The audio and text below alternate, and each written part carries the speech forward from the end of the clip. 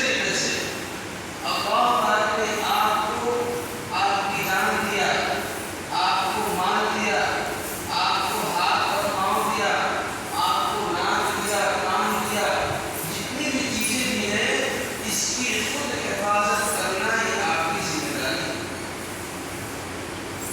اسی لیے ترمذی شریف کی حدیث میں سنیے گا، من قتل دون ماله فهو شہید،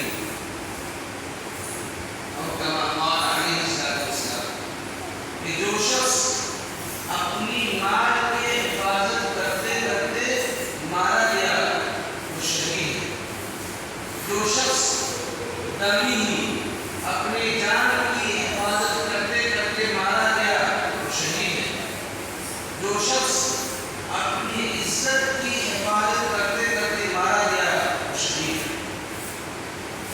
پتہ یہ چلا کہ اگر کوئی آدمی آپ کی جان لینے کے در پہ ہے اور آپ نے اپنی جان آسانی سے دے دی، آپ نے گناہ کر دیا۔